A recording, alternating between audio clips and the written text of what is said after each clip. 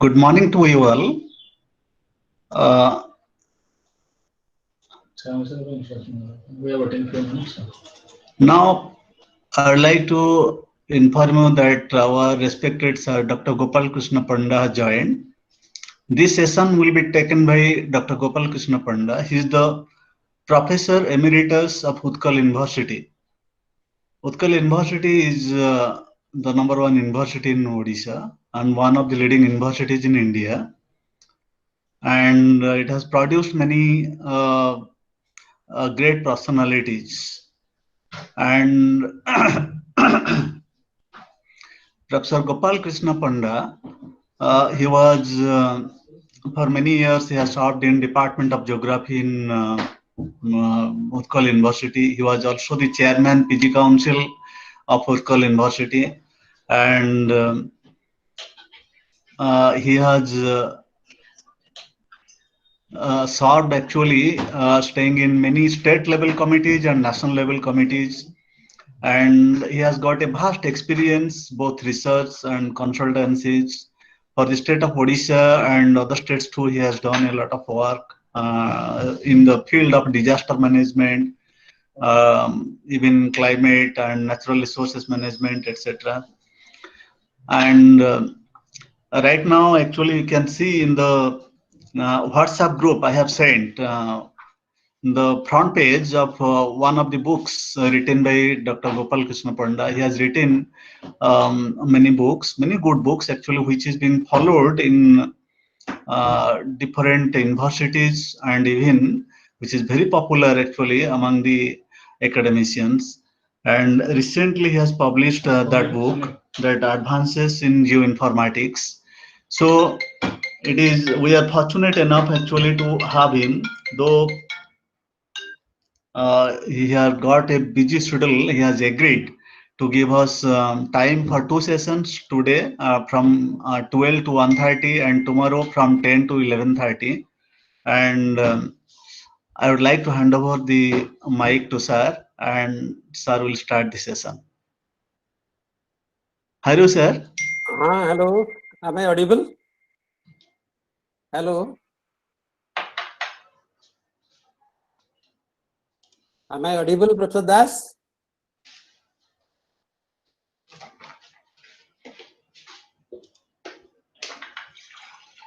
Hello. Sir, please unmute. He's already unmuted.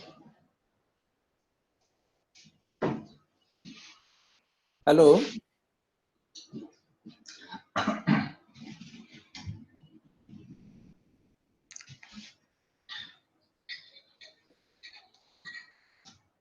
Hello.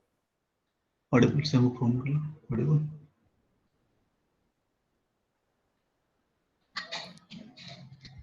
Okay.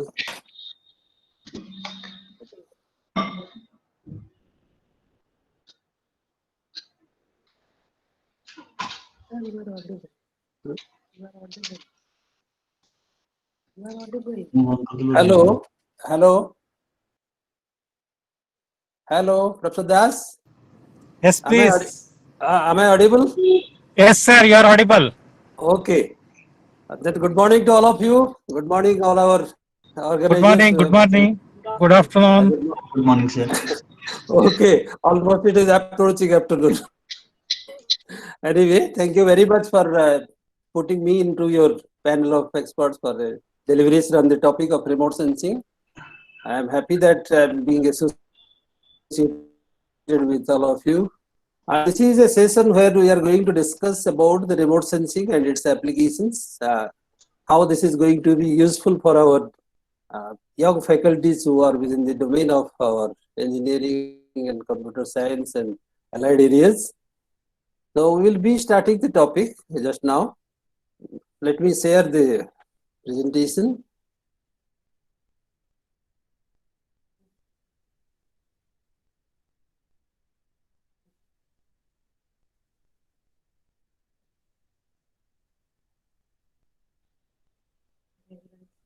Hello, is my presentation available? Hello. Hello. Yes, sir. Am I- Visible, My visible. presentation is visible? Yes, sir. Yeah, visible. Okay, then I will continue. It's fine. Okay, then I will continue. Yes, sir. Please Okay. go ahead. Oh, okay. Thank you then. Let us start the subject, remote sensing. Today we are discussing the fundamental aspects of remote sensing. We are going to know about what is the subject of remote sensing, what is the science of remote sensing, and how it is useful for us.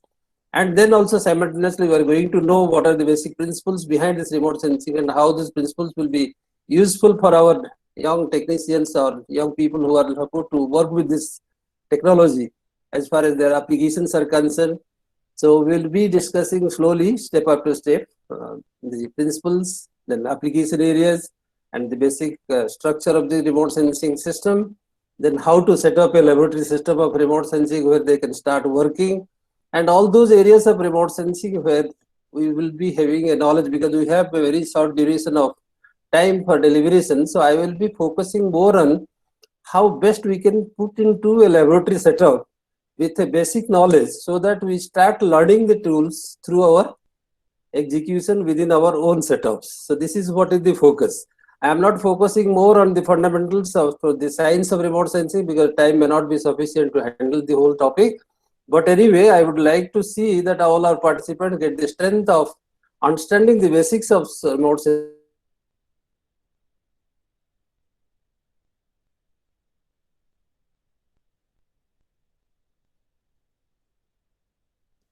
Institutions. So this is what is we are going to start about the fundamentals of remote sensing. So here we can just look at this. What this remote sensing is a science is.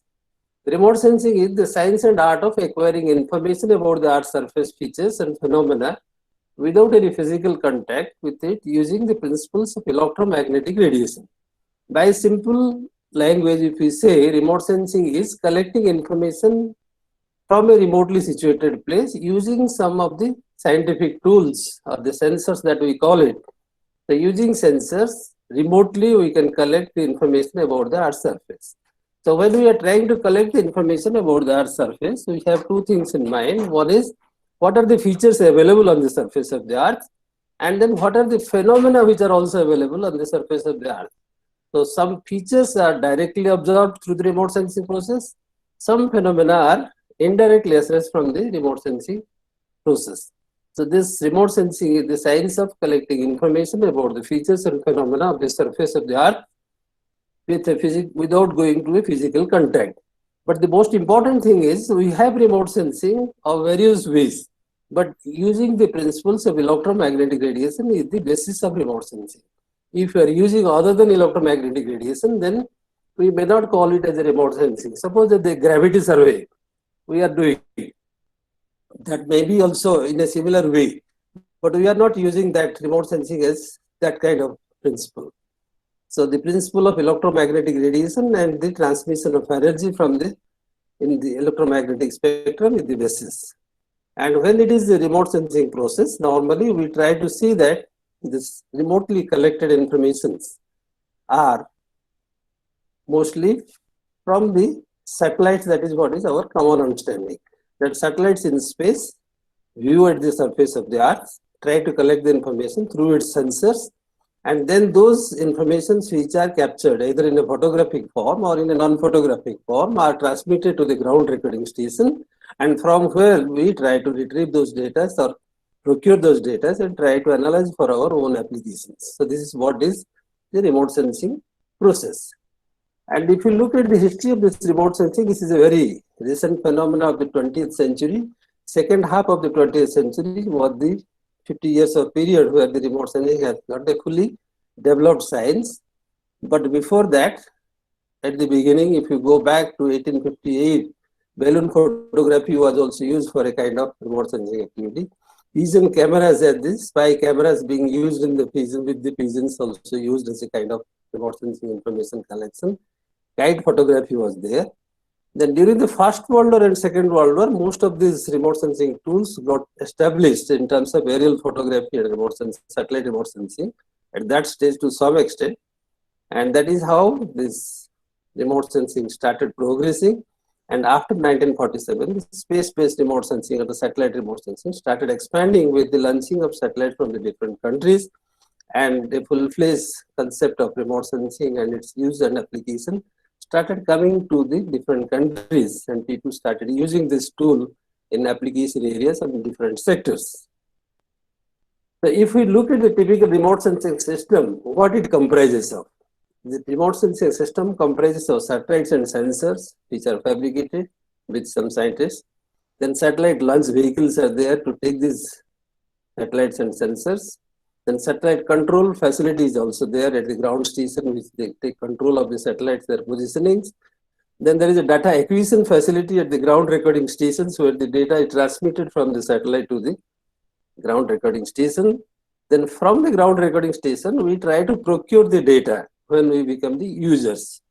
So, and then after procuring, we start processing the data and we try to analyze the data, and we go into different kind of applications, whether it is an engineering application or it is an environmental application or it is a disaster application, whatever may be. So our role as a utilizer of this remote sensing data starts from the data procuring stage.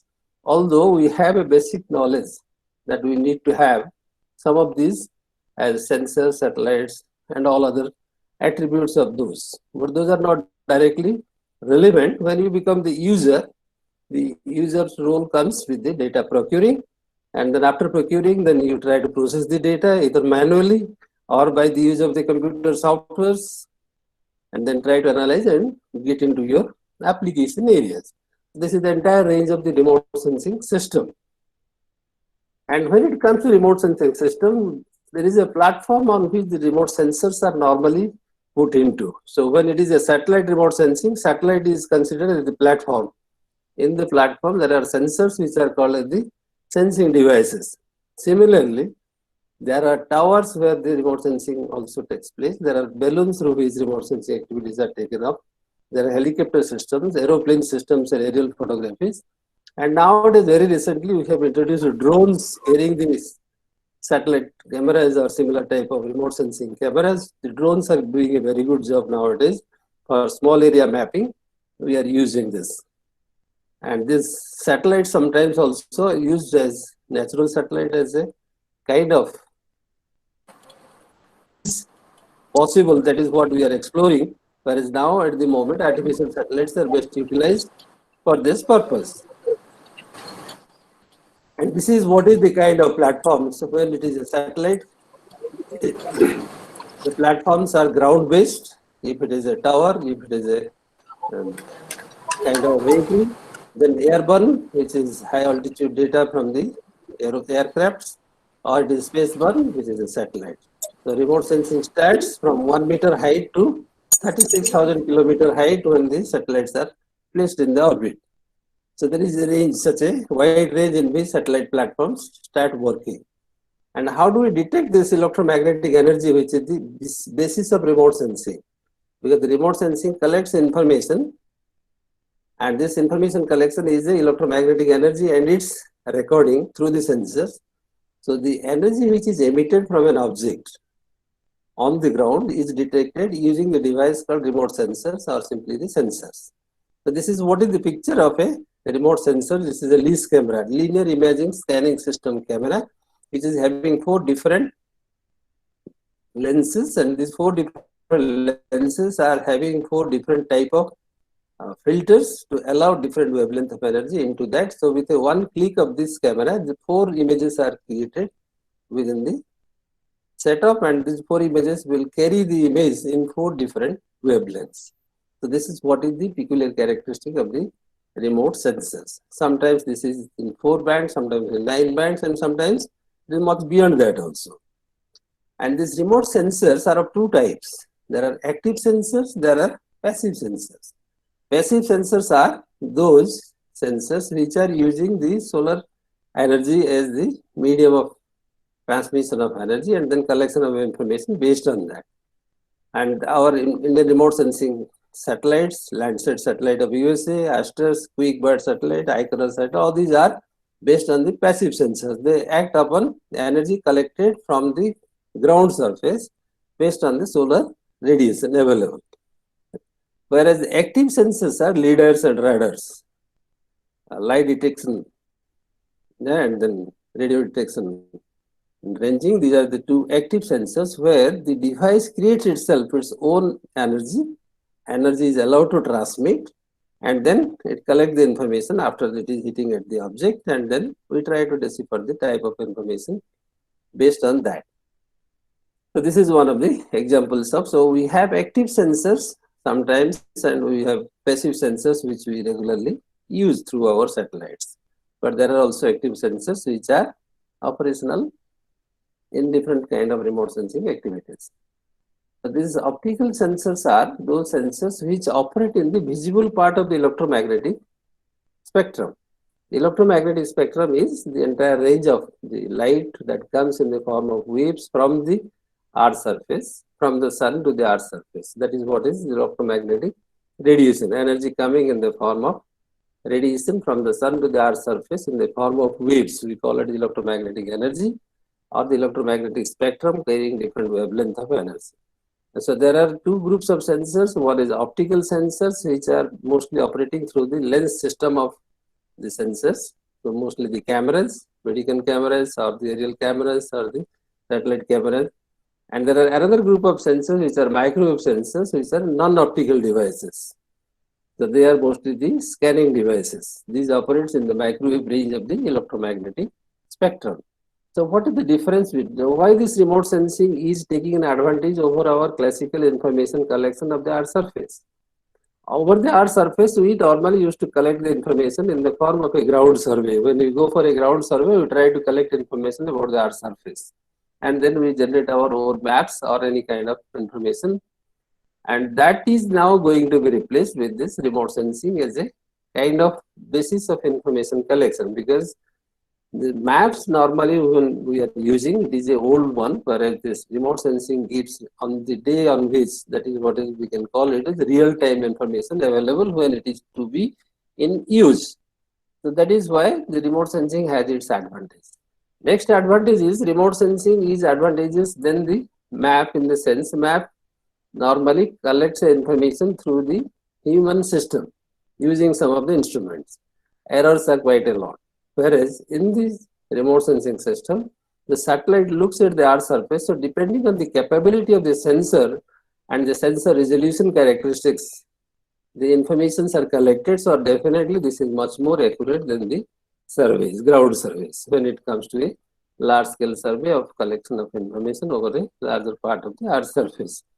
Another important thing in the remote sensing system is it collects information in different spectral bands. So that we are now capable of, when we see in our eyes or through our camera lenses, we see these 7 colors mostly.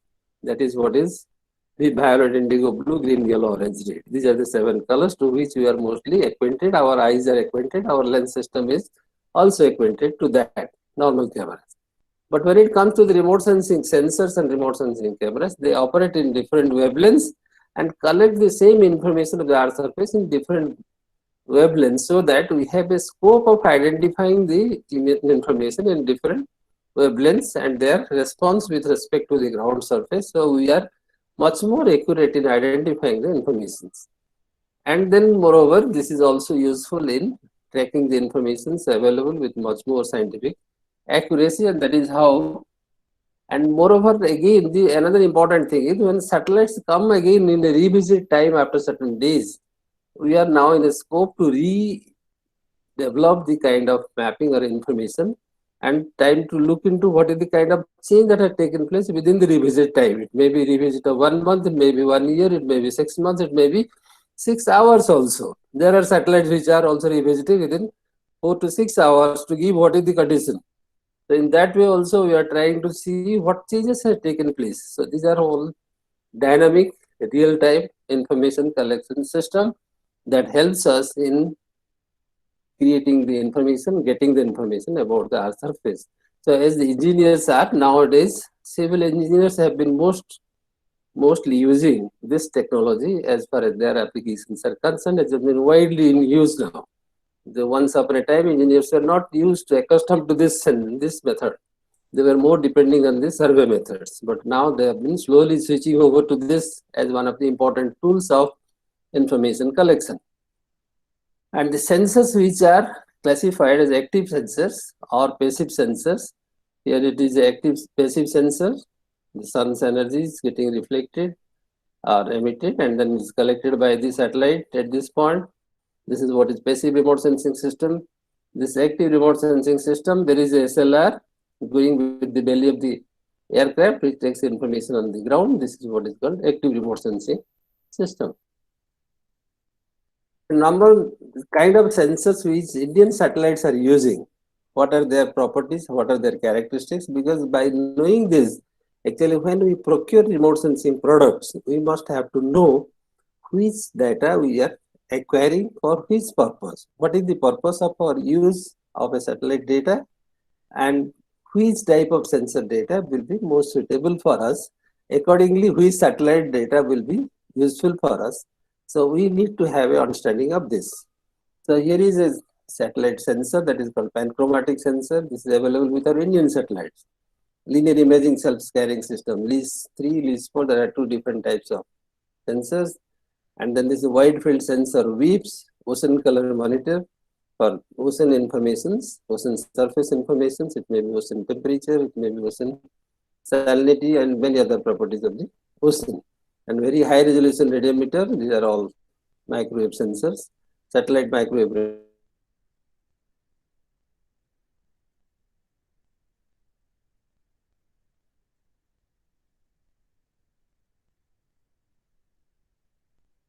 Type of sensors, we will try to know what are their properties gradually. We will go one by one. Different type of sensors in Indian satellite. This is a LIS 2 camera with a very low resolution that we get. PAN is a camera where we get a resolution of about 5 point some odd meters, and this is a LIS 3 camera. This is WIPS camera. Like this, we have different type of sensors designed for different type of satellites by different organizations to acquire the data.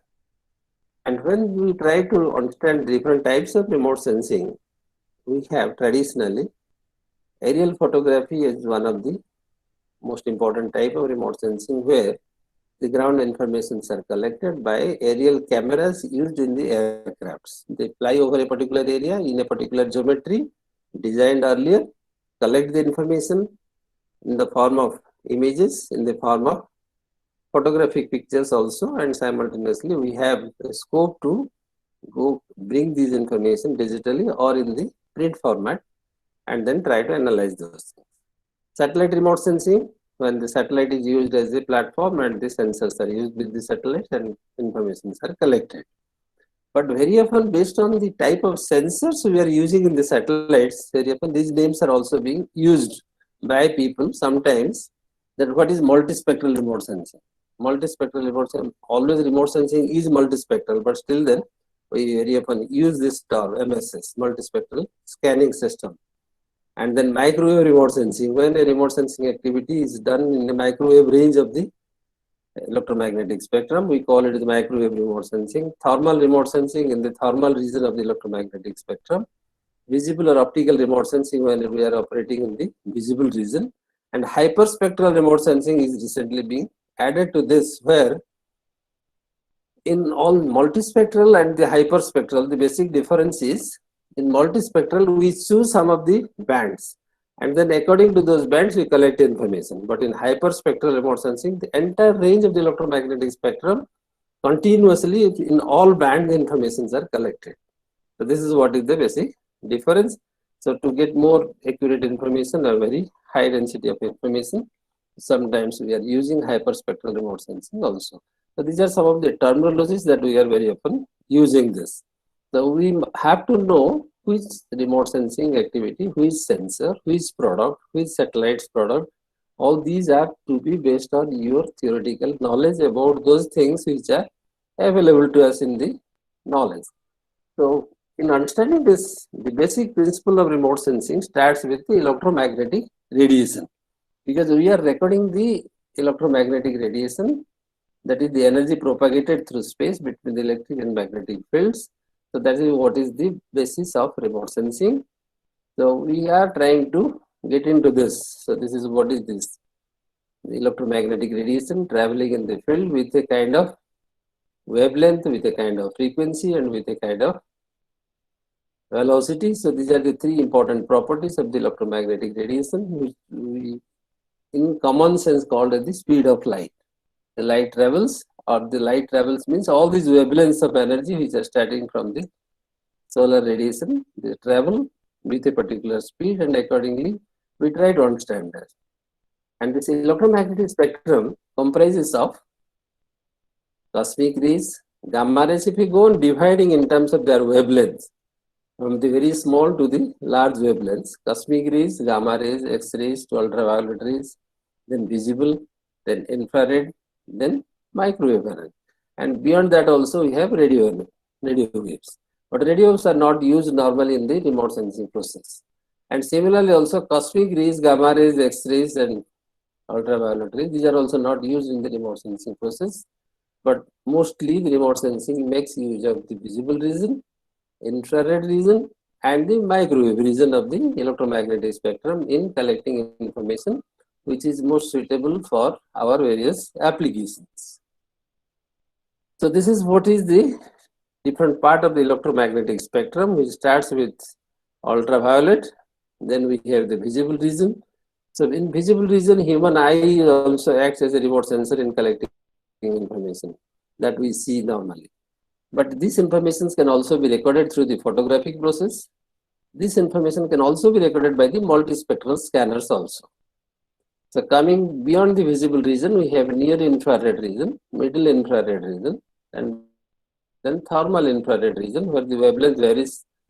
This is 0.4 to 0.7 micrometer in the visible region, and then 0.7 to 0.9 micrometer in the near infrared region, 0.9 to 1.1 is the middle infrared region, beyond 1.1 up to 1 millimeter is the thermal infrared region, and then beyond that we have the microwave region. So these different regions of the electromagnetic spectrum having different wavelength characteristics, when they strike onto the ground, depending on the molecular and compositional characteristics of the objects, they used to interact with the incident radiant energy of the sun or from the source of energy and give a back to the sensor the kind of energy which are recorded, and those informations are actually stored in the form of recorded energy going from the surface, carrying the impression of the surface characteristics or the object characteristics, which are ultimately deciphered after the image is created in the digital form or in the analog form. So this is what is the electromagnetic wave characteristics. So we have a wavelength, then we have the amplitude, then we have the frequency, and this is what is the wavelength normally represented by this lambda, amplitude is A, velocity is V, frequency is F, that is number of cycles per second, which is also called as Hertz. Sometimes the period T, that is time for one oscillation, 1 by T, that is also being taken up. So these are some of the basic properties based on which we try to assess what are the different wavelengths of the electromagnetic energy and the relationship between that.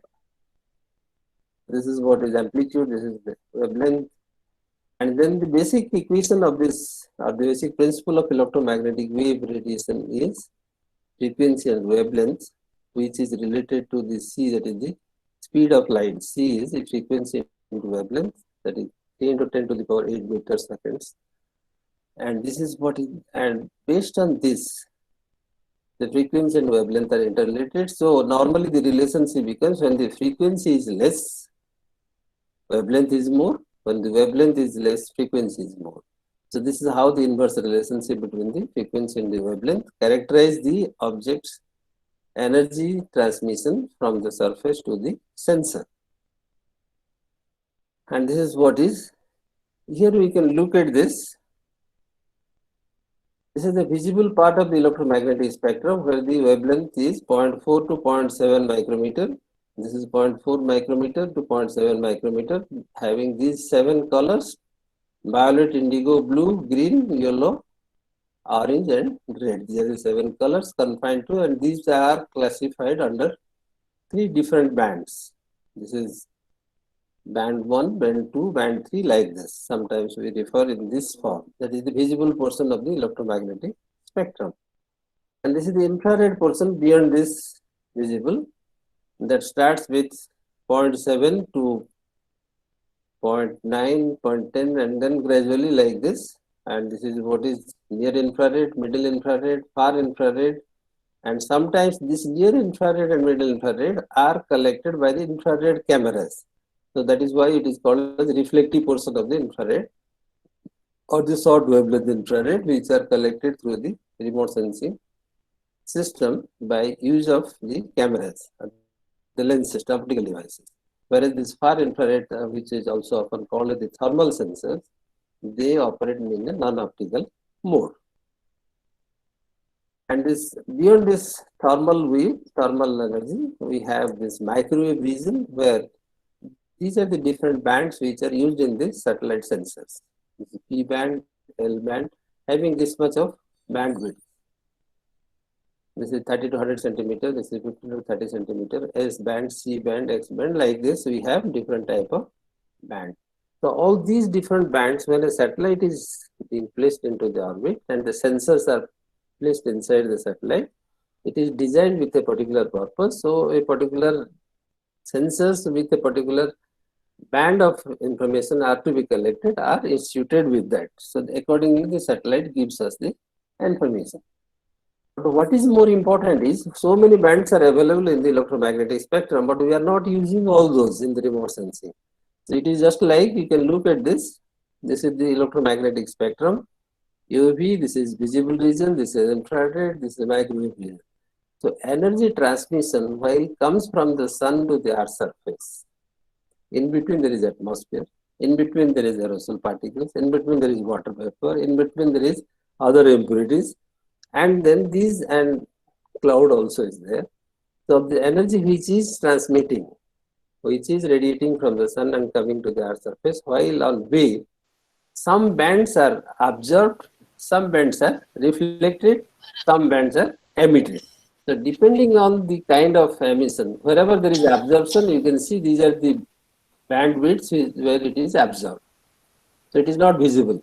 So any information in this band will look dark, whereas any information in these bands will be looking brighter as far as the objects are concerned. So this is what is called as looking through the atmospheric windows. That means atmosphere behaves as a shield for the energy, and within the atmosphere we have different windows through which, or the different wavelength through which the energy is being transmitted and available to us, and that is how we are using the remote sensing through the atmospheric windows. And most importantly, you can see this is what is the energy coming from the sun to the earth surface. This is the curve. Look at the curve. So 0.3 micrometer, then this is visible region yellow, and then this is beyond visible region, this is infrared, and then this portion is microwave. So you can see maximum energy comes in the visible region. So these bands are used in the remote sensing process. Then again you see these are the infrared region, thermal region. And so some of the bands on this, these are the specific bands which are used for the remote sensing purpose. And similarly in the microwave region also, these are the specific bandwidths which are used. So this is why we need to understand that there are certain bands which are more suitable for remote sensing for particular purpose. Accordingly, we try to collect the information, and we try to procure information also from the ground recording station. Because these different wavelengths give a different type of spectral signature for different objects. Because based on this, actually, these are some of the standardized features. What is the spectral signature of vegetation? If the vegetation is interacting with the electromagnetic spectrum, you can see the amount of energy available to the sensor is very high at this wavelength, 0.8 to this is 1 micrometer. That means this band is more suitable, because in this band the vegetation features on the surface of the earth will look brighter in the image, and it will be easy for us to find out these vegetations. Similarly, if we want to map the soil the soil will be most brighter in this wavelength. So this is what is this wavelength of 1.6 to 1.8 is a suitable wavelength to collect information where it is brighter. So it depends on, this is how we have, and if it is water, you can see from 0.8 onwards, water has no spiking. The reason is infrared energy is absorbed in water. Whenever the energy falls onto the water surface, infrared energy absorbs, so the image becomes dark. So whenever we take a picture in this wavelength, all water surfaces will look dark, so it becomes very easy for us to identify the water bodies, whether it is a pond, whether it is a river, whether it is a part of the sea or the coast.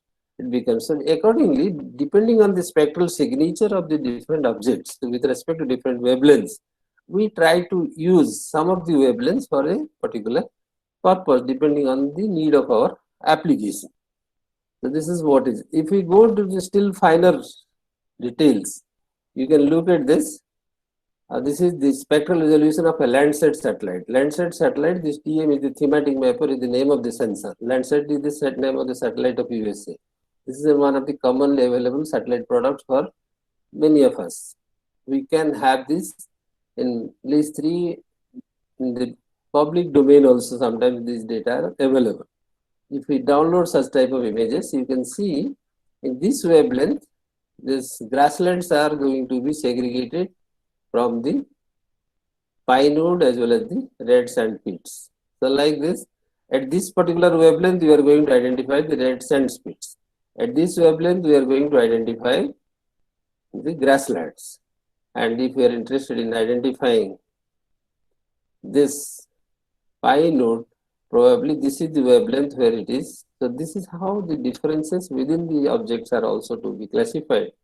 And if it is a silty water, you go to this portion where it is completely dark, so that you can identify with the brightness, or you can identify the object with the darkness, non-availability of the. So if it is spectral signature for snow, you can look at this. The snow is, this is the spectral signature, providing the best visibility in this wavelength from 0.7 to almost 1.4 micrometer. This is the area where the wavelength is, the energy transmission is high. The objects are likely to be brighter, whereas at this region, the object is going to be darker. And this is also the water, which is going to be dark in all wavelengths beyond this. So like this, every object has its own spectral signature. So this is a theoretical concept in which we try to understand that these objects are going to be best viewed in a particular wavelength for which we may be using that particular band of information. And these images which are collected, or this data, remote sensing data which are collected by the satellite or by the aircraft, it may be in the two different, it may be in analog form where we get a printout like a photograph, to which we call it as an image. And very often it is also recorded with the satellite and with the ground recording station in the digital mode, which is called as digital data.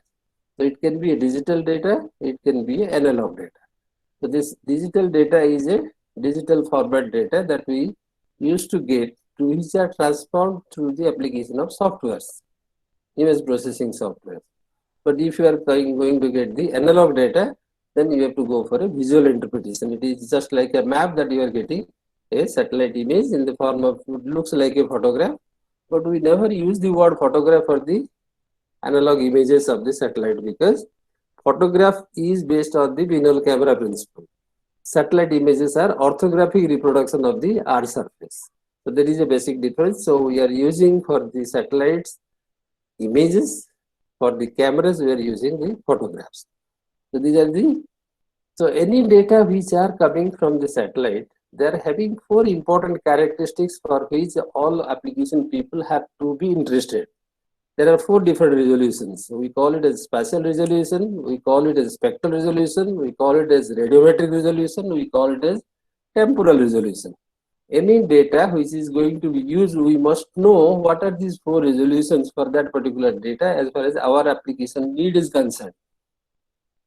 What is the spectral resolution? Means in which band the informations are available. Suppose I am interested in the Cartosat satellite. Cartosat 2 satellite, I want to indent the data of the Cartosat 2 satellite. So if I am indenting, then I must know what are the spectral resolution of the data products of the Cartosat 2. Spectral resolution means in which bands the informations are available. Because we have to theoretically understand before that which band is suitable for water bodies, which band is suitable for vegetation, which band is suitable for the land surface information, which band is supposed to be useful for any other kind of information to which we are not in a position to see through our naked eyes. So it all depends on, suppose I am interested in the ocean surface temperature of the ocean surface water. So I must have a microwave sensor data, so that I must know that if I am interested in ocean surface temperature, I must acquire a microwave sensor data. So what type of microwave sensor it is having, whether it is giving the temperature information or not, is very important. So we must have to know what are the bands available as far as our needs are concerned. This is what a spectral resolution is.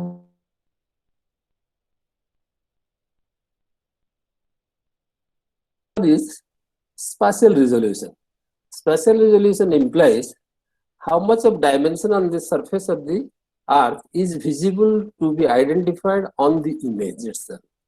Suppose I am getting an iconous image. You can see here the spatial resolution is very high. That means the smallest area that you can identify is about less than a meter, nearly close to 1 meter. And similarly, if you go to IRS 1C or 1D, it is 5.8 meter. If you go to spot satellite, the resolution is 10 meters. If you go to Landsat, then it is 15 meters. That means any object which is having a 15 meter dimension on the ground, you can identify on the image. This is what is called as the concept of spatial resolution. It is just like the scale of a map.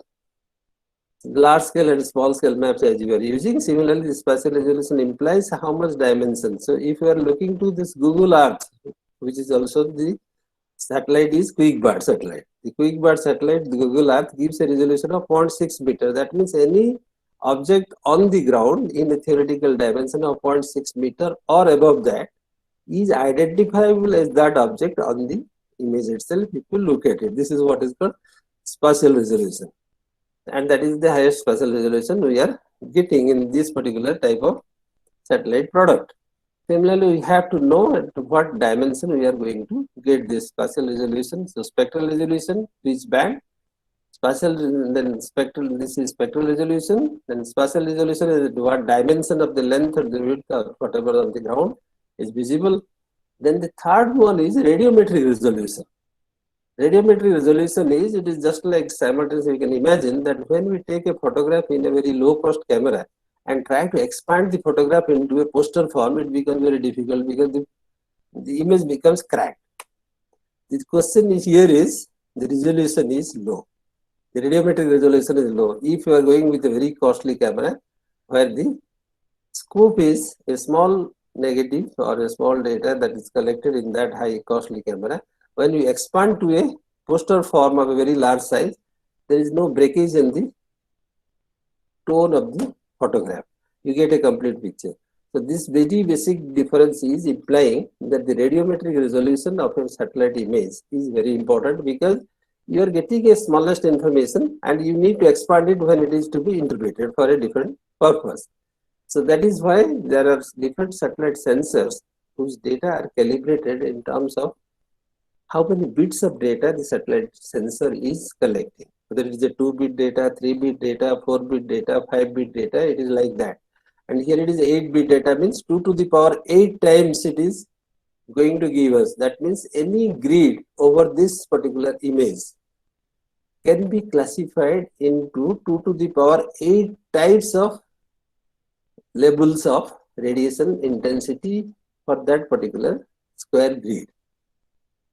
If we say in a common sense, when we see a color, particular color. But if when the satellite does not see the color, it sees different range of the electromagnetic radiation being recorded. And if it is 8-bit, that means it is about 255, 256. And this is 1-bit means it cannot expand much. So this is what is called radiometric resolution. And so we are supposed to know, when we are using a satellite data, what is its spectral resolution, what is its spatial resolution, what is its radiometric resolution, and then the third one is what is its temporal resolution. The temporal resolution is, you can look at this, the revisit time of a satellite. That means, suppose today's satellite is passing over a particular location, then after how many days again the satellite will pass over the same location, so that we can get a difference in the satellite picture within this time difference, what the change has taken place. This is what is called revisit time. So there are satellites which revisit in 6 hours, there are satellites which revisit in months and years also. So accordingly, we may be using the different temporal part of the temporal resolution of the satellite images for our use. So these are the four important aspects of a satellite image to which a user has to know when they are going to procure a particular satellite data. So you must know what spectral bands are useful for you for a application purpose, at what bit of radiometric resolution you want to procure that, and then what is the spatial resolution, and then what is the temporal resolution. So this is what is called as the four important attributes of a supposed to be understood, that how we get a picture of the Earth's surface. Hello, how we are going to get a picture in a digital or in analog form of the surface of the Earth, from where we are going to infer the informations. Because the energy which is transmitting from the sun to the Earth's surface is passing through the atmosphere.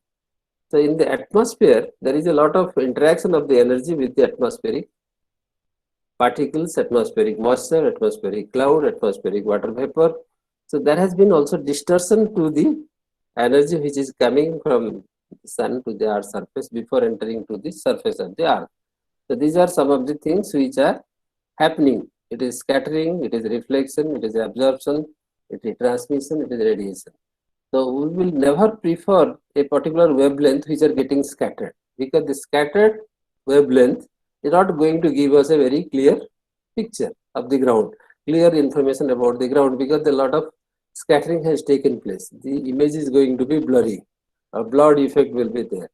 Similarly, if there is a reflection, and the reflection is, if there is a cloud and the reflection takes place from this atmosphere itself, then we are not going to get the ground information. So we need to know that the information is not reflected from this. So like this, these are some of the properties to which we need to have a theoretical understanding, that this is how the image which we are collecting is going to be interpreted at the time of your interpretation.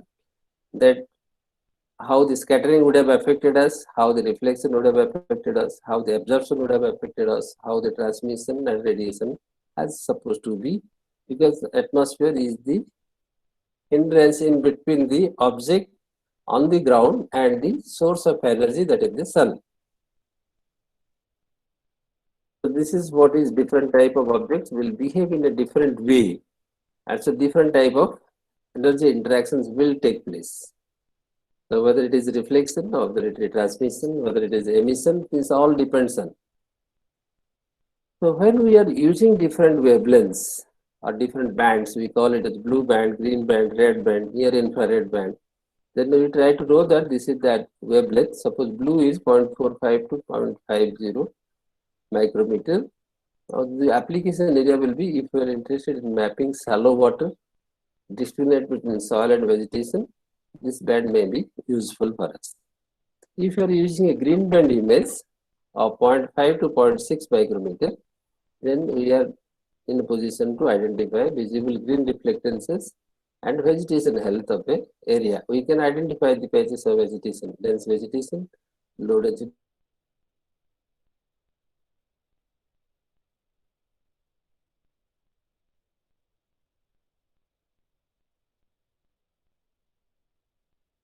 Identify a tick from a redwood, so like that. Or we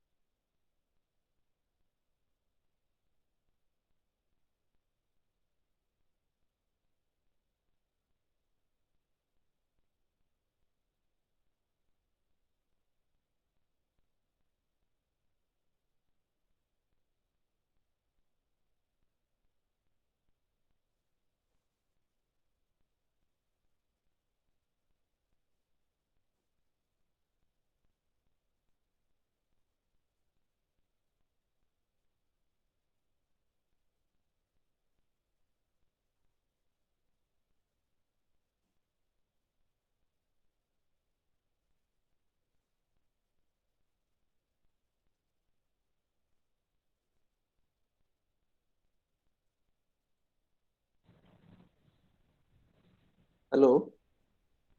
Yes, sir. Now Audible. now it is audible. Yeah, it's audible. Yeah, yes, sir. It's audible, sir. It's audible, sir. And there was a problem in between, Right. but it It's audible. is not sharing the power. Okay. But why it is not sharing the PowerPoint now? Just let me. Acha, can you give a sharing, Nihar? No. Nihar. Yes, sir. Again sharing hai honi. Why it is not? You just go to present now, sir. Screen share. At entire screen. window. Enter screen. Enter screen. प्रथम किंतु window रे करथिले आस्थिला एबि तो के Enter screen कले भी आसीबो sir. You just minimize your present screen and enter screen you share. नै आसुनी काई किंतु शेयर ता देखौची किंतु हाइलाइट होनी शेयर. Then window share करें sir. Share the window. Okay. Sir, hobo sir, am I audible, sir? Yes, audible. Sir, namaskar, sir. Hobo sir, present screen karantu. You please do the present screen. Then you click on that screen. Then share will be visible. Share will be visible. नै present now mu click करूची. Yes, sir. Then click on the screen itself. Click on the screen. Then share will be visible. Okay. On the screen, you please click there. Okay. Click भी आसुनी.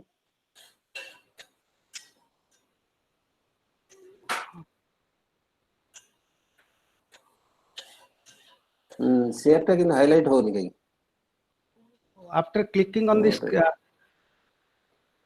ना present जेतबेले करूची present now देखो जे entire screen window and Chrome tab. sir, after doing present now, one screen will be visible just like desktop screen. So on that desktop screen, you just click there. Then only share option will be visible. You just click there, then share option will be visible.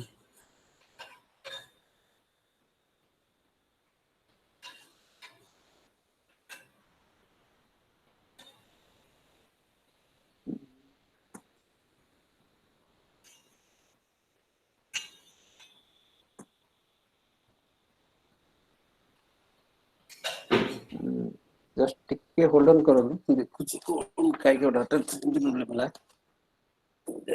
Just a minute.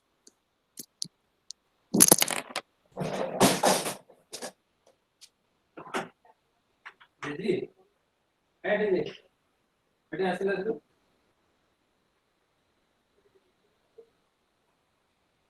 बड़े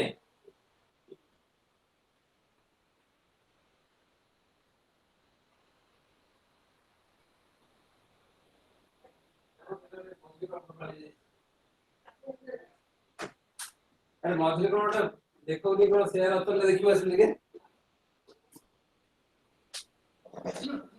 तो कटि गेला हटे sound कोन तापर आउथरे आसिला किंतु काई देखो ने देखो.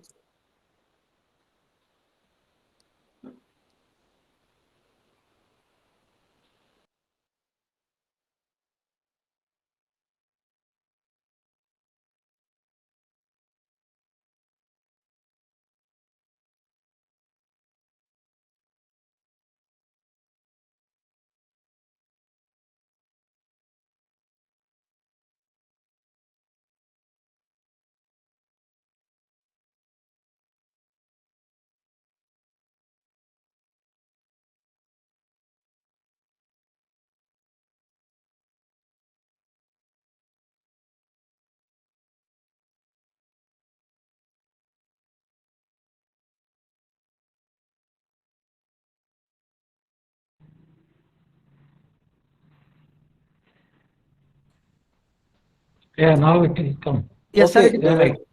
Yes, sir. It is on the. It's in process. Okay. So we are discussing at this level that what are the different wavelengths, and microwave was we are discussing that how we can see things of the earth's surface during night time when there is a cyclone going on and there is a cloud mass in between, and then you want to collect information on the ground and there is obstruction from the surface, And then also you can how to map the surface of the earth and its details. This microwave remote sensing is most useful. So nighttime photography or photography during, so most of the microwave sensors are used for disaster time mappings when there is a heavy rain is going on with a heavy cloud on the sky, but you want to collect the information about which are the areas that have been flooded in between. So in such type of situations, microwave also becomes very useful. So this is all about our wavelength bands in Indian remote sensing satellites. If we are commonly acquainted to be with that, then we have a panchromatic sensor that operates in the green band and provides a very high spatial resolution of about 5.8 meters, and then LIS that provides green, red, near infrared and short wavelength infrared, and WIPS provides red and near infrared.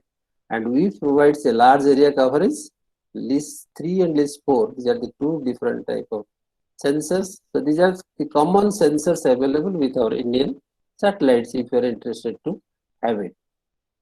So when it is a Landsat satellite, then these are the wavelengths available with the Landsat satellite. Band 1, band 2, band 3, band 4, band 5, band 6 with different wavelength regions. And they will be used for different type of applications. Theoretically, we have to know which band will be more suitable for our purpose. And in the process of image understanding and trying to understand the images that we are getting, these are the analog images which have been converted from a digital image to an analog image through the image processing software. You can look at this. So how different satellites provide different type of spatial resolution. This is a satellite of NOAA, which is mostly used for weather monitoring. It gives a resolution of 1 kilometer spatial resolution. QuickBird 0.6, which is otherwise also known as the Google Earth image.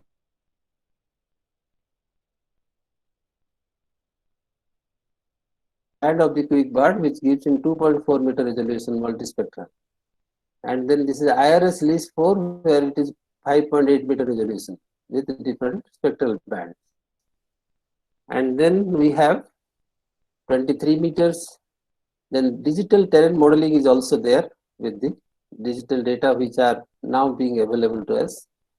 So that is what is the basic difference in our aerial photography and satellite remote sensing. So initially, before 20 years, when remote sensing was supposed to be a part of aerial photography, the aerial photography was used for mapping the small areas with much more details, with an advantage of 3D image created out of stereo plotting of the photographs, stereo photographs which are created by the aerial photographic process. So the images which are obtained by the aerial photography can be fused together.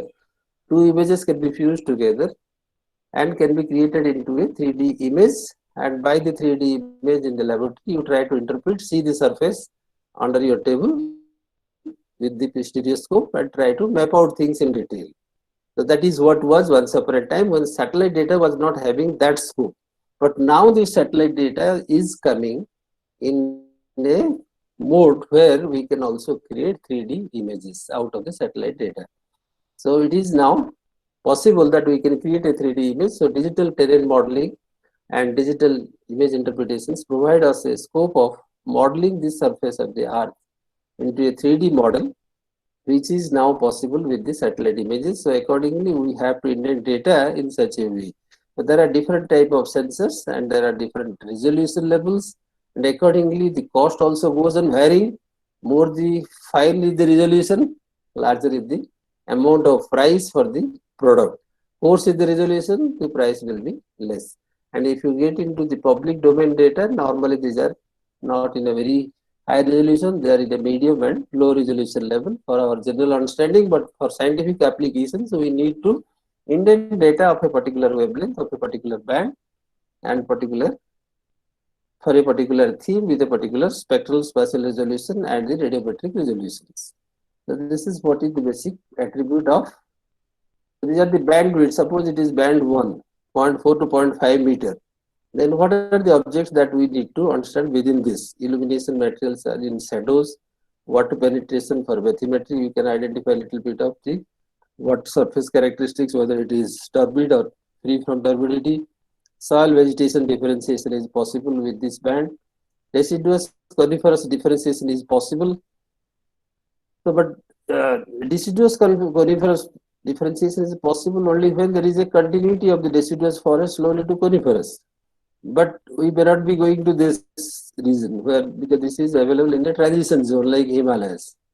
But otherwise, always the forests are either coniferous or deciduous. So it depends on how suitably you choose your band for a particular purpose. Then band 2 is visible band, visible green we call it as part of the panchromatic 0.5 to 0.6 meter. Here also we have certain properties for which we may use this band. Green reflectance peak of healthy vegetation is clearly visible in this band. This is what is the peculiarity of this green region. Then visible red, this is vegetation differentiation is possible. Chlorophyll absorption is also there. Limited water penetration for bathymetry is also to some extent possible with this red band.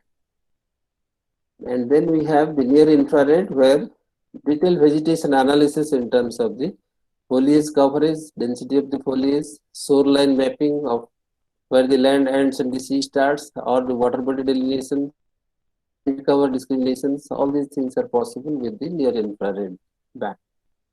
And then we have the short wavelength infrared where higher mapping is possible because slowly we are entering into the thermal zone, thermal remote sensing. So this is a part of the far infrared. So we are now slowly coming into this fire mapping, discrimination of oil on water. Suppose there is an oil spill over a particular area inside the sea, you can identify this. Even the pollution in normal river water and ponds can also be possible to be identified with this. Moisture content of soil and vegetation, that is also possible. Cloud and snow differentiation, vegetation analysis, that is also possible. So these are some of the ways in which we are using this different bands. This is mid-wave infrared, 3 to 5 micrometers, solar reflectance from specular metal roofs, smoke penetrations, daytime reflectance, and nighttime emitted electromagnetic radiation. So this is a specific pollution recording band where you can identify some of the pollution features of the surface. And then this is a long wave infrared region where thermal analysis, vegetation analysis, urban heat island. If you are trying to map the urban heat, then also this band is very much suitable. 5 to 14 micrometer is the wavelength. That is band 6. So like this, we have different bands, but you can see now the same area has been imaged in all these bands. This is in blue band, same area being mapped in green band, same area mapped in red band, near infrared, short wavelength infrared, mid wavelength infrared, and then this is far infrared. So look at this, how you need to identify your features of different attributes depending on the spectral characteristics. Because these spectral characteristics ultimately reflects the interaction of energy with the surface, and accordingly some features are brighter, some features are darker, some features have the contrast, some features have low contrast, some features have high contrast, and like this we have. And in this near infrared, you can see very clearly the water bodies have been completely dark because the infrared energy is absorbed by water bodies, so they do not radiate any energy at in this band, so they look dark. So this is what is the basic principle in which we often try to use our different bands for different purpose of identification of different themes. And this radiometric resolution which I was talking is number of possible data values reported by a sensor, range expressed in the power of 2 to the power n. So 8-bit resolution means 2 to the power 8 value, that means 256 values of a particular pixel. That small, the swath area, the complete area that is instant field of vision of a satellite looks over a particular area, and in that area it is in every scene is divided into number of small grids called pixels, and each pixel is now going to be categorized in terms of a DN value of 10 to 256 categories. Otherwise, you can, in common sense, you can mean if we see 7 colors, satellite here sees 256 varieties. Similarly, if it is a 12-bit data, then these are 65,536 values. The range is this. So this provides a scope of identifying Using our artificial intelligence and image interpretation process, we try to identify different features with very accurate mappings when we are understanding how to use these DN values for classifications. So the value in each pixel is called digital numbers. So these are the values which will be digital numbers of 0 to 256. 0 means there is no energy available, that is dark area, and 256 means highest energy available from that pixel, for that pixel. Similarly, if it is 65,536, that means it varies from 0. 0 is no energy available, 65,536 is the highest energy available, and it is going to be classified according to this varieties. And then this is what is the brightness value, DN value and brightness value of a pixel determines how to use these pixels for converting the digital image to an analog image by groupings. So this is what is important feature in understanding the energy available in a particular pixel to characterize a particular object. So whenever you are getting a picture, satellite image, the satellite image can be a true image of the surface without any colors. But sometimes what we do, these true colors at times do not give a scope of knowing what is the amount of energy available, because there is a lot of overlapping between different objects and their energy radiation levels. So they are converted into a false color composite. Normally, when it is a image, a satellite image is easily converted into a false color composite. I will show you an example here just after this. The false color composite means the areas where the energy radiation available from the pixels is very high, they are colored as red, and the areas which are low, they are colored as dark. So this is how a false color composite of an image is created, and that becomes more suitable to interpret and to understand how the radiation intensity has come from different parts of the surface while it is being mapped for different objects. And when it is a digital interpretation or a visual interpretation, the basic and fundamental things that goes with us is we need to understand and try to map the features based on the tone with a particular wavelength, with a particular satellite sensor, and with a particular characteristics of the spectral and spatial resolution and radiometric resolution. We used to get a tone of the picture, the tone, the brightness or the color of the elements in an image. Nothing could be discerned without change in the brightness or the color. So we are supposed to note what is the hue or what is the color or what is the tone of the image. Then we try to interpret this object, then we try to understand what is the shape of that object. Because many features on the surface of the earth are identified based on their shapes. And then subsequently we have the size of the objects. That also sometimes determine what can be the possible object is. Then it depends on the texture, smoothness or the roughness of the surface, which I chose gives us information about the tonal variation. Suppose it is a forest or it is a asphalt plain surface of a grassland. A forest will have a different texture, a grassland will have a different texture. So accordingly, they both may be looking same in the tone, but the texture is going to indicate that there is a difference. Similarly, the patterns of arrangement of the features, that also sometimes becomes useful. The shadow of the different informations on the surface are also used, and association and side. Normally, any feature that is available on the earth surface is associated with some other features which goes side by side. So it is like that very often that we try to make use of. So if it is a playground and inside the playground some object is visible, that means you have to think that within the playground what can be the associated object which are likely to be there. So similarly, you have to think of if it is a sea and then within the sea surface there is some objects are visible. So what can be associated object to that? That provides a little bit of clues in understanding better to the interpretations that we are going to do.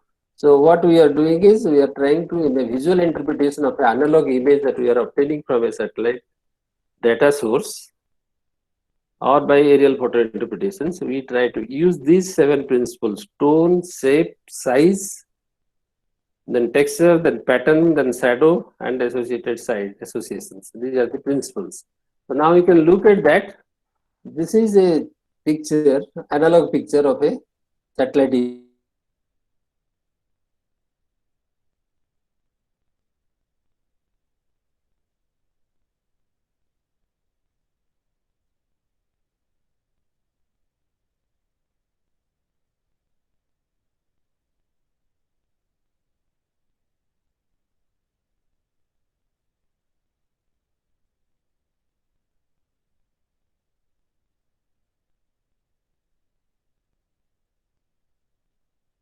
of the earth from that particular place. So it is looking dark over here.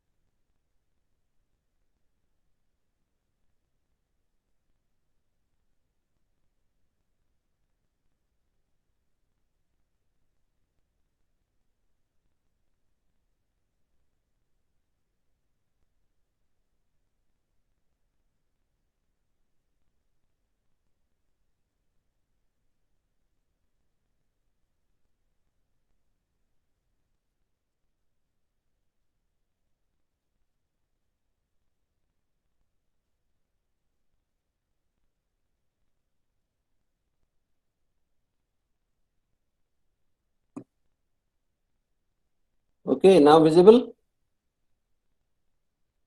देखा गया?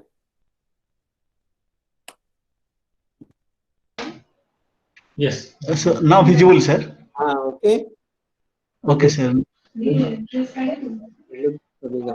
Okay. So please, sir, screen sharing, sir. Okay.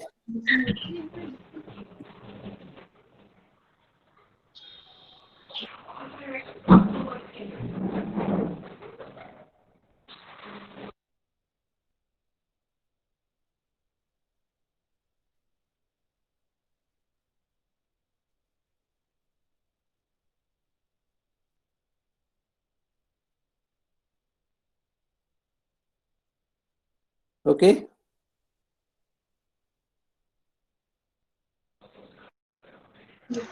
देखा गया बोधे? हाँ sir देखा गला ठीक अच्छे होता Yes, sir yes, yes. Visible. मौजूद के डिस्टर्बेंस है जैसे. Okay. Visible. हाँ. So we are now going to this. Suppose we are procuring a remote sensing data from the source, and for India, the source is the Department of Space, and the headquarters is located at Hyderabad National Institute of National Remote Sensing Institute. That is where the data is available. So there are sources, and in the net also you can look at Department of Space and National Remote Sensing Center at Hyderabad, which is this organization that supports and provides data which you can purchase or deal with them to get the data. And when you are procuring the data from them for a particular application, you have to understand for which area you are intending, and then for that particular area, what is the purpose for which, so what is the kind of object that you are going to be interpreting. Accordingly, you have to choose your band. Accordingly, you have to choose your satellite sensor. and the particular satellite data, which are all these informations are available in the net. One can just go through their data products which are giving their characteristics of the satellite, which satellite, which spatial resolution, what temporal resolution, all these things are available. Only thing is our knowledge base will help us in identifying that.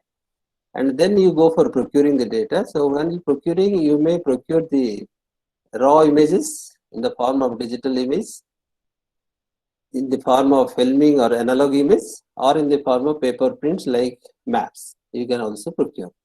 So when you procure this, when you are procuring digital data, then you have to go for digital image processing using a software, digital image processing software. And if you are getting a filming data, then you have to get in the form of a positive or a negative, and then you have to use a projector in your laboratory and then project it and then try to see different features and map it within your laboratory, and accordingly you have to derive the information from that. So it will be more of a visual information, but that can also be in the spectrophotometer and other instruments are there where also filming can be converted into some kind of maps. And if it is a paper print map, then also you can do it with a kind of interpretation where the basis of interpretation, as I have told you, the tone, texture, color, and then this association, pattern, size, shape. These are some of the basic principles on which the themes can be interpreted. But simultaneously, if somebody is a beginner, that he has to understand the kind of interpretation, then immediately it is more useful that he collects a map of the same area in the form of topographic maps or any other map, and then corresponding to that you have collected the image. So that becomes the first level of understanding of the area in terms of map and in terms of the image, to correspond and to see what are the themes and which are how they are being visible. Then you go to the kind of soft solutions or any other kind of artificial intelligence or your logic and reasoning in interpretations, and then try to derive your information as you are looking for that. Just I am giving you some of the interesting things. So somebody is looking for a monitoring of agricultural change. He is using a pulse color image. This is a satellite image. We call it as FCC, of a particular satellite image. But you can look at this. This is the agricultural field. But this agricultural field looks like in the image as red. Why this is red? Because all this red in this scene is the areas where the highest energy output has been available to the sensor in that particular wavelength region. So that is why that is being colored into red, that is becoming prominent. Otherwise it would have been white, but now we have added it to red color so that red becomes the areas of high insolation available or the DN values available highest. Whereas then below that we have the other features which are white and then different grades of tone. Similarly, coming to the water surface, this is a part of the sea which is blue in the natural surface. But when it is an image, this gives a tone like this.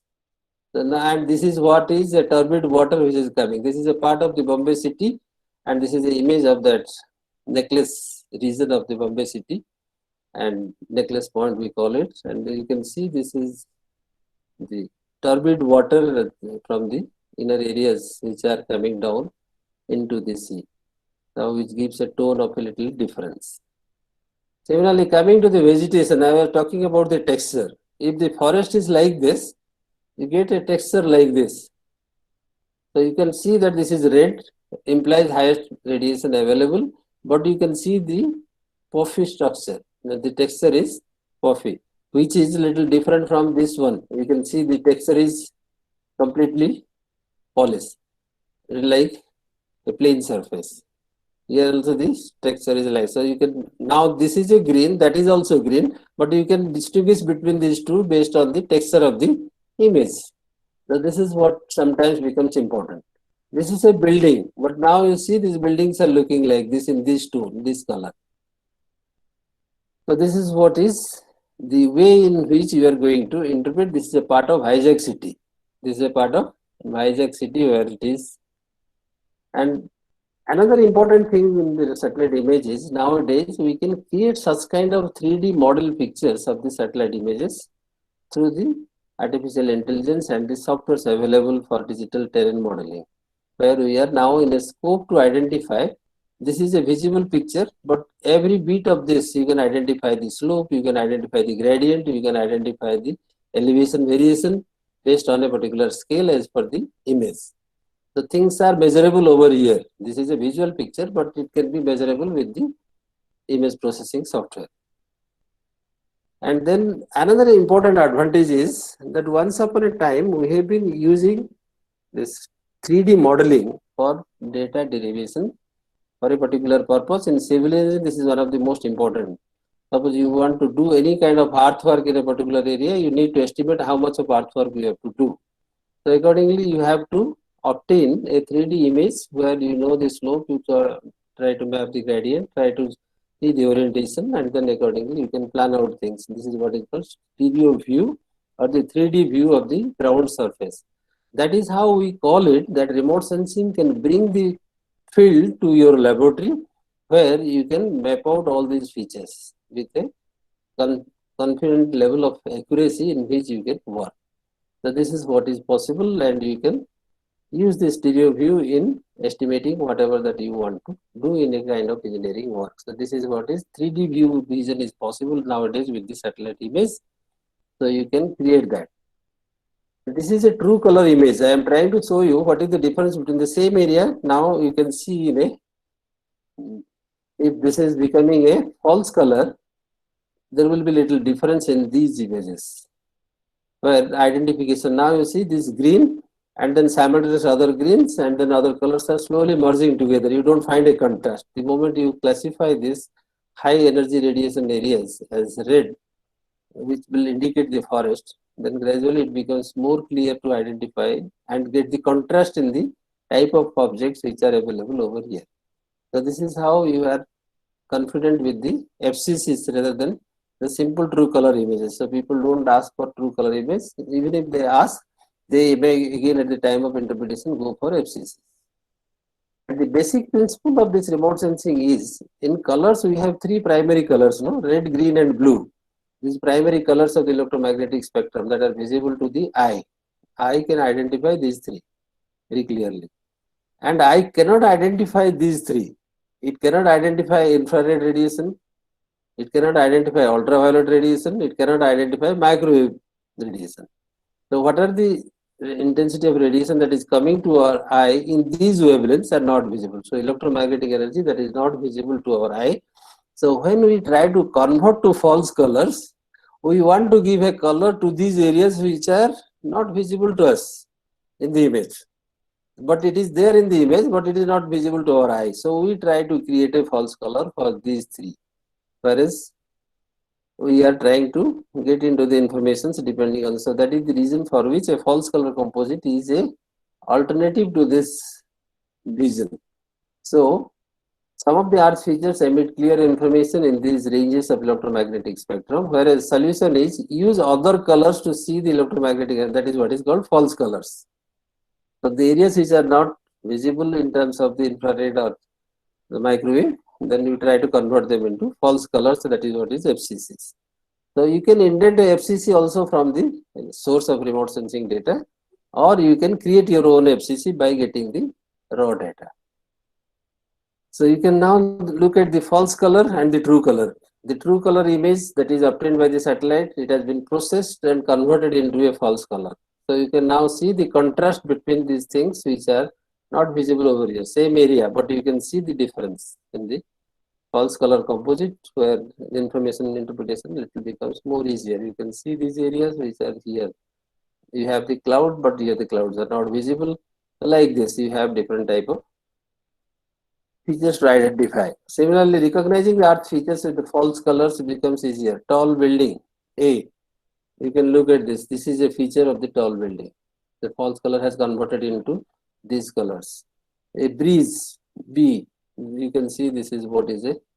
So like this, either you identify small features or you can interpret the large area mappings also, like vegetation, agriculture, crops, grasslands, any other type of informations, or you can go over to smaller details of a small area with much more accuracy. And here also you can see F is a sheep that is inside which may not look like, that is what is association we call it.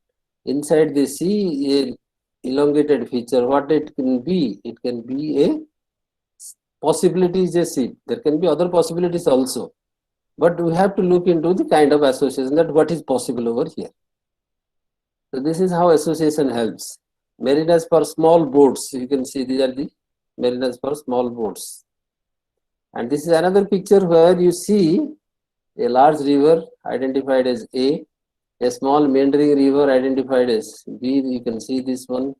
So these are how the false color helps us at the time of digital image interpretations. You can create false colors like this and try to figure out different type of features from the image, and accordingly you can go for estimations of their area and any other property that you would like to, length or any other property that is you are interested in. This is another recognizing that features in false color. A river carrying sediments into the basin. You can look at the color of the water inside the deep sea and at the river mouth. So this is what it is. And then we have different type of deep water areas, cloud areas, how the clouds are looking bright.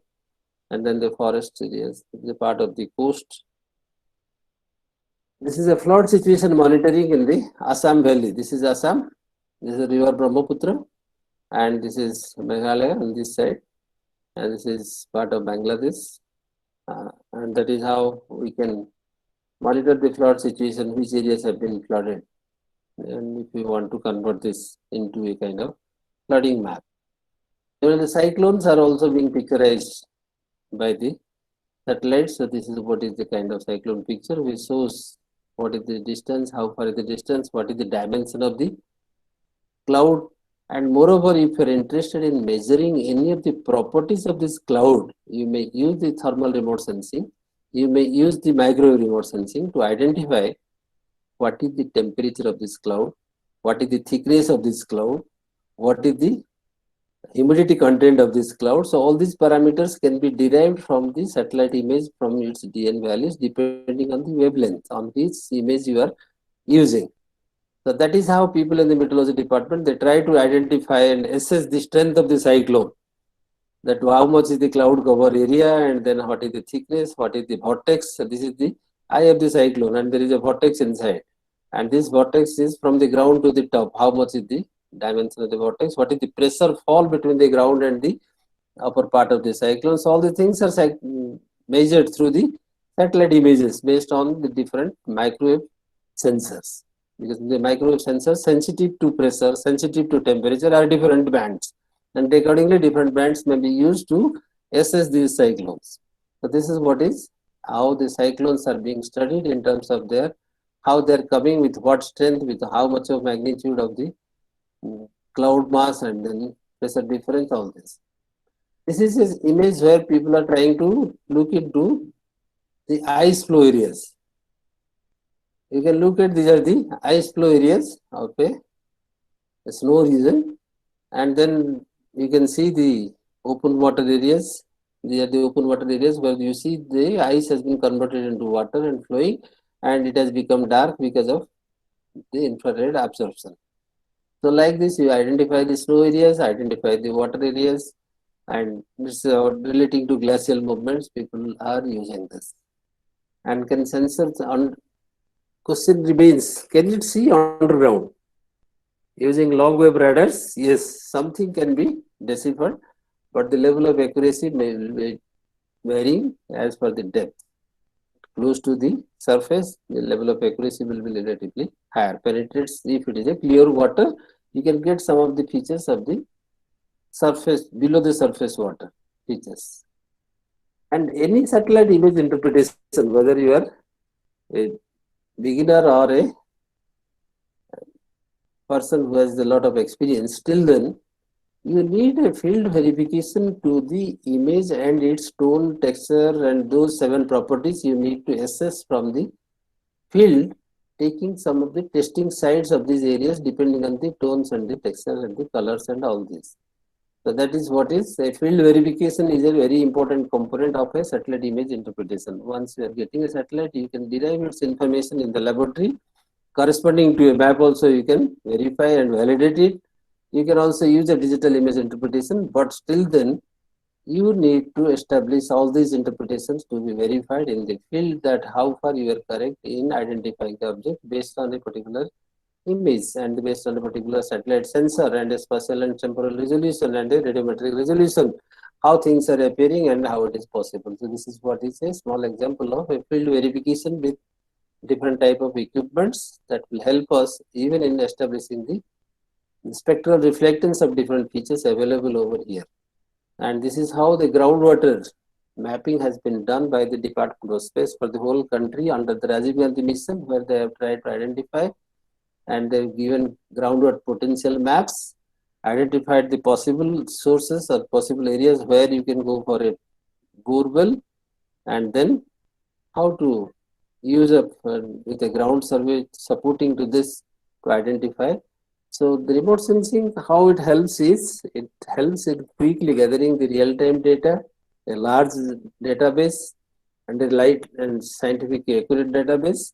Things are important for us is to have the knowledge, have the technology, have the software knowledge, have the hardware knowledge, and have the ground knowledge or the theoretical knowledge of this science of remote sensing, that how it is to be used while we are procuring this information and processing this information and interpreting the themes out of these images is relatively important. So whenever it is a kind of methodology, what we are using is, you use a particular data of a particular scale and of a particular spatial resolution, spectral resolution, temporal, whatever it is, and then we are corresponding this image, we are trying to see with the existing maps and literature that for that area, simultaneously we are going for a quick visual interpretation of that area along with the maps, and now trying to establish a correlation between the image and the type of interpretations that is going to take place. And then we try to identify different type of layers of information. If it is a groundwater mapping, then it is a base map, then hydrological map, then geomorphological map, then structural map, and different informations are created out of the same satellite image and being superimposed, give us where to take a decision for a bore well and how to make an inventory of a bore well. And then there are quality checks for that also, simultaneously with the ground surveys, corrections and modification to the results which we have been obtained from the remote sensing. Then finally the product is digitized, integrated into a GIS software so that it becomes a real-time database converted into a usable map form.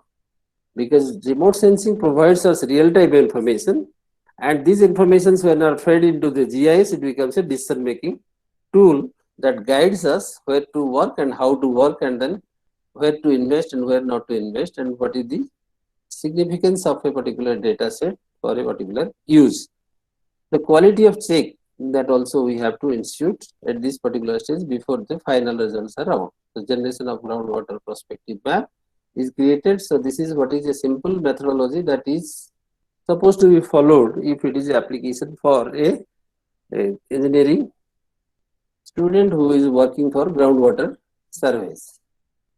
And there are also other ways of simultaneously interpreting the data. We are coming to an end, probably we will close it here. This is the last slide. That artificial intelligence using a programming language can convert these DN values of different levels of a particular pixel into different type of mathematical calculations, and then finding the results and then converting into this intelligent map.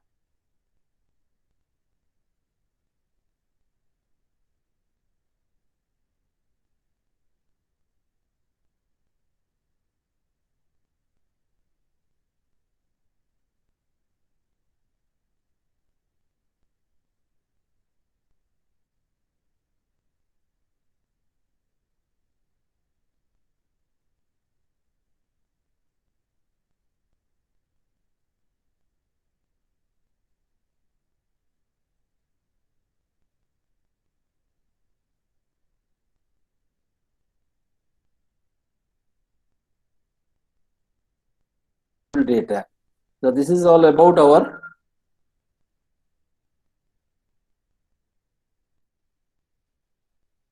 okay.